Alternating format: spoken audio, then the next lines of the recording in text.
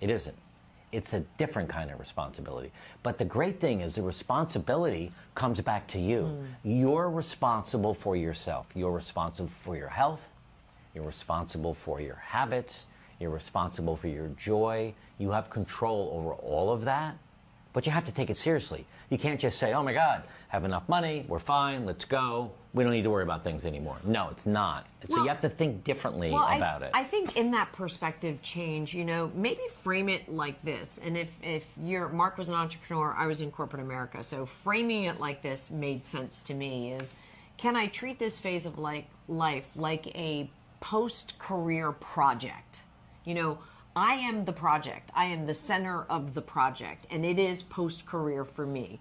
So how do I treat this phase of life like a project? How do I schedule things out? How do I have timelines? How do I have goals and aspirations and milestones? Like, how do I measure my success? That made a lot of sense to me. And I know if you're watching this and you're one of the people that leave a comment that you guys are type A personalities, you spend too much time planning. Listen, we played golf 2 days this week. We had dinner out with friends 2 nights this week. That only happened because we planned it. Right. You have to go on the app and you have to schedule the golf. You have to call your friends and let's have dinner. So we're all about scheduling joy, happiness, and fulfillment. So let's talk about Some guy left a comment that you must schedule how to put your socks on. No, I know how to do that. My favorite socks are my gym socks that have an L for the left foot and an R for the right foot. That's pretty funny. I love my little LR socks. Yeah. So let's talk about the 5 retirement mistakes to avoid. The first one we've touched on quite a bit.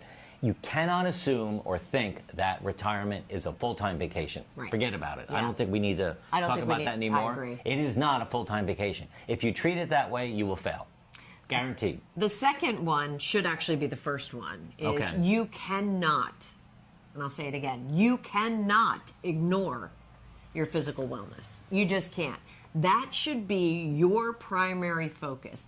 That should be your number one on your list every day. What am I doing for my physical wellness? Because that also leads to, enhanced mental wellness with endorphins and activity and fresh air and bunny rabbits and birds and bees outside. Not the birds and the bees, but birds and bees outside. I mean, you can't ignore it. I can't say it enough. Here's the third thing you can't ignore. The third thing, if you don't pay attention to this, your marriage will end. You cannot assume that your marriage will stay on track automatically by itself, by hoping that it's going to be okay. It's not. The divorce rate in America is down, but the divorce rate for people over the age of 55, they call it gray divorce, I think it's up like 5 times from 10 years ago, or 2 times or 3 times. It's up dramatically.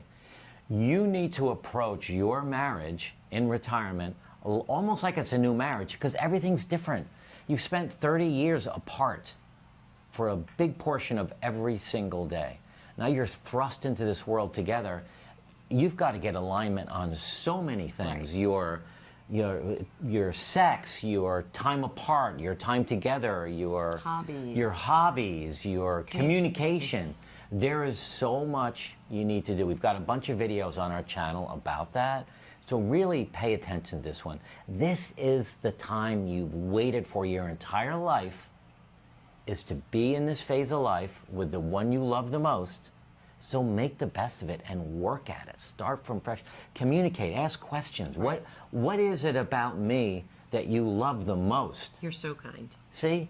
What is it about me I need to fix the most? That's another whole video. Whoa, but you have to communicate dicey. these things. So yeah. That's the third one. So the next mistake is one that I think we all kind of fall into. Mark and I are pretty good about structure and accountability, because without structure, we have wasted days.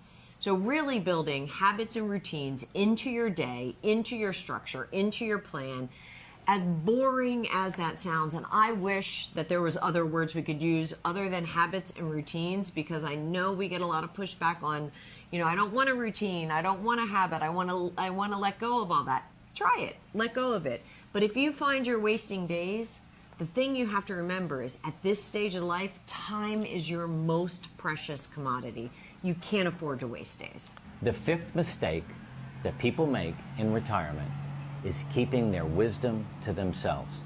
My father, I miss my dad. I worked with him for 25 years or longer. It was family business, and he became my best friend, my best mentor. He retired at 65, and he packed up his stuff out of the office. He and my mom went to Florida. He played golf 3 days a week.